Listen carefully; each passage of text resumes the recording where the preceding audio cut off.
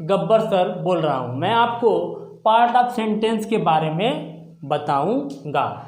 देखिए part of sentence में 26 letter होते हैं। पहले A B C D E F G H I J K L M N O P Q R S T U V W X Y Z।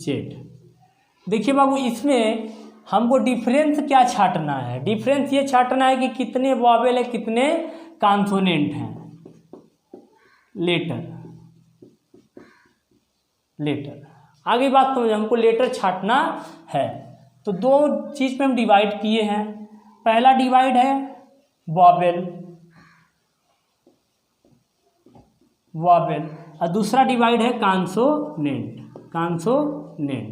Vowel का मतलब होता है बाबू स्वर और कॉन्सोनेंट का मतलब होता है व्यंजन। क्या होता है? व्यंजन। क्या होता है बाबू? व्यंजन। अब देखो वॉवेल कितने होते हैं तो A I E O U। Vowel कितने होते हैं तो 5 बाबू वॉवेल होते हैं। 5 बाबू वॉवेल होते हैं। अब देखो कॉन्सोनेंट कितने होते हैं तो B C D F G H J K L M N P Q R S T V W X Y Z। Consonant कितने होते हैं बाबू? व्यंजन। क्या कहते हैं इसे? व्यंजन। 21 होते हैं। कितने होते हैं? 21 होते हैं। कितने होते हैं बाबू? 21 होते हैं। तो लेटर को हम 2 भागों में विभाजित कर दिए। पहला वॉवेल, दूसरा कॉन्सोनेंट। पहला वॉवेल, दूसरा कॉन्सोनेंट। अब इन दोनों में अंतर होता क्या है तो बहुत कॉमन सेंस की बात है। बहुत कॉमन सेंस की बात है। जैसे अंतर अगर हम पूछ दें तो अंतर क्या होता है ये देखो। जैसे बाबू मैंने लिखा this is a Apple, this is a Apple, this is a Apple, this is a Apple, this is a Apple. अब देखिए दिस इज एप्पल तो यहाँ ये रॉन्ग है। क्या है? रॉन्ग है। रॉन्ग इसलिए है क्योंकि यहाँ पे क्या होगा दिस इज एन एप्पल। क्या होगा? This is an apple. An apple इसलिए लगाए हैं क्योंकि बाबू यहाँ पे क्या आया है? वॉवेल आया है, इसलिए हम एन का प्रयोग करेंगे। कॉमन सेंस, जब भी वॉवेल आएगा तो हम चाहे सिंगुलर हो चाहे प्लूरल हो एन का प्रयोग करेंगे। अब देखिए कॉमन सेंस की बात है। अगर हमने लिख दिया कि that is a cat, that is an cat, तो ये गलत है क्योंकि बाबू सी क्या है? कॉन्सोनेंट है। सी क्या है? कॉन्सोनेंट है।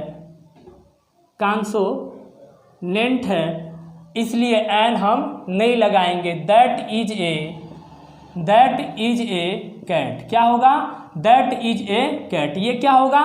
सही होगा क्योंकि बाबू यहाँ पे कॉन्सोनेंट आया है। यहाँ पे क्या आया है? कॉन्सोनेंट आया है, इसलिए हम ए का प्रयोग किए हैं।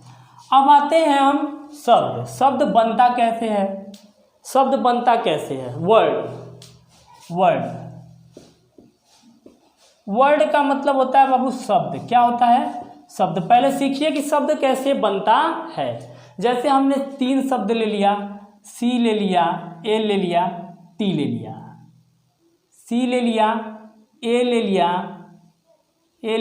टी ले लिया तो बाबू बन जाएगा CAT, कैट, AT, एट। 2 वाक्य बना कि नहीं?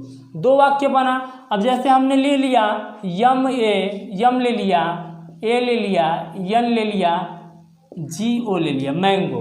देखो बाबू CAT कैट, एक शब्द से एक लेटर से एक शब्द बन रहा है। एक लेटर से एक शब्द बन रहा है। तो जैसे देखो इसमें 2 शब्द बनेगा, MAN बनेगा, मैन बनेगा, GO गो, मैन गो।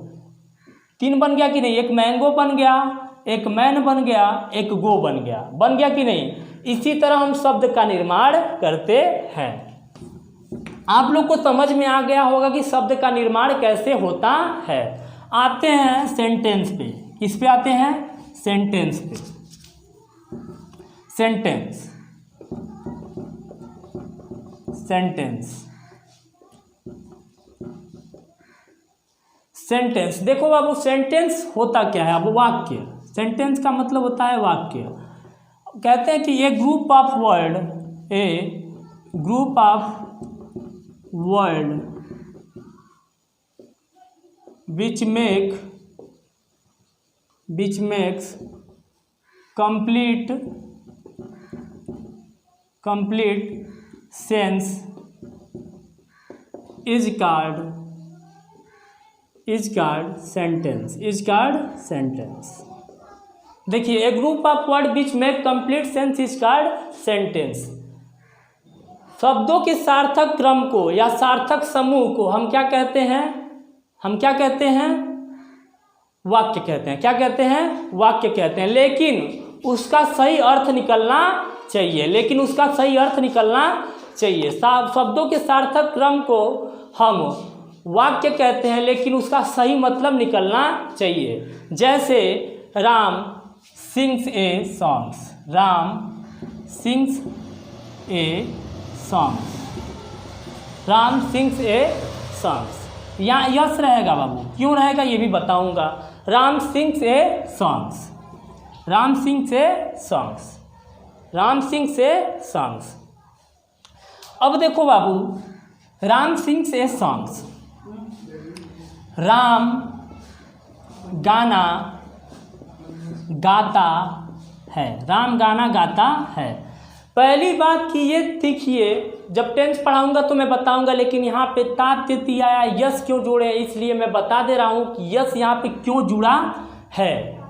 जब ता तिथि आए, अकर्ता, कर्ता एक वचन में हो या थर्ड पर्सन में हो या एक वचन में हो या नाम हो या कोई भी चीज़ हो, सेकेंड पर्सन हो, फर्स्ट पर्सन हो, हमेशा हम क्रिया में यस या ईएस का प्रयोग करते हैं। यस या ईएस का प्रयोग, यस या ईएस का प्रयोग करते हैं, क्योंकि ये कौन सा टेंस है? प्रेजेंट इंडिफिनिट टेंस है। कौन सा टेंस है? प्रेजेंट इंडिफिनिट टेंस है। प्रेजेंट इंडिफिनिट टेंस है। प्रेजेंट इंडिफिनिट टेंस है। राम गाना गाता है, तो इसीलिए हम क्रिया में यस या ईएस का प्रयोग कर दिए हैं। यस का प्रयोग हमने किया है। राम सिंग ए सॉन्ग। जैसे बाबू हमने ही गोज लिख दिया, ही गोज, वह जाता, he goes to school, he goes to school, वह स्कूल जाता है, वह स्कूल जाता है, वह स्कूल जाता है। बाबू ही गोज क्या है? सेकेंड पर्सन है। ही क्या है? सेकेंड पर्सन है। ही सेकेंड पर्सन है, नहीं, ही थर्ड पर्सन है। क्या बाबू?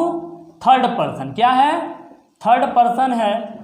थर्ड पर्सन है, ही थर्ड पर्सन है। थर्ड पर्सन के तहत क्या क्या आता है? ही आता है, सी आता है, इट आता है और दे आता है। ही आता है, सी आता है, इट आता है, दे आता है।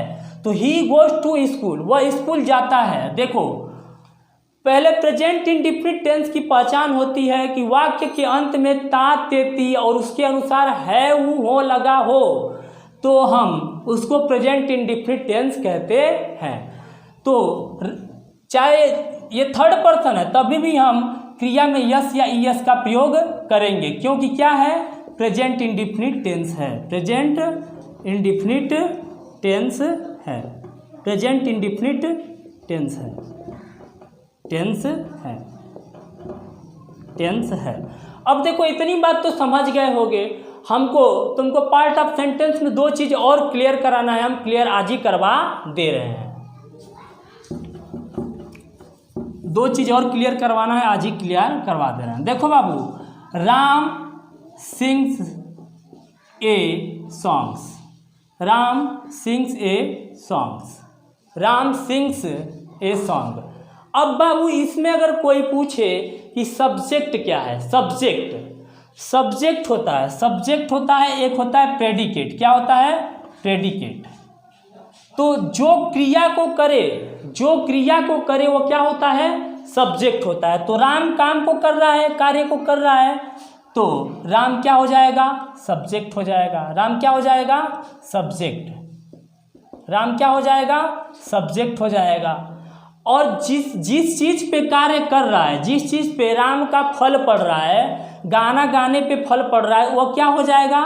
प्रेडिकेट हो जाए। तो सिंग ए सॉन्ग, राम करता हो गया, सिंग ए सॉन्ग क्या हो जाएगा? प्रेडिकेट। प्रेडिकेट। देखो वो प्रेडिकेट का मतलब होता है विधेय। क्या होता है? विधेय। और सब्जेक्ट का मतलब होता है कर्ता। क्या होता है? कर्ता। कर्ता। एक चीज और क्लियर, फिर एक चीज और क्लियर करा दें। जैसे he goes to school, he goes to school, he goes to school. He क्या हो गया बाबू? ही क्या हो गया? सब्जेक्ट हो गया। क्या हो गया? सब्जेक्ट। जैसे वह स्कूल जाता है, जाता है। तो भाई स्कूल कौन जा रहा है? काम कौन कर रहा है? वह कर रहा है। तो वह क्या हो गया? कर्ता हो गया, सब्जेक्ट हो गया, सब्जेक्ट हो गया, कर्ता हो गया।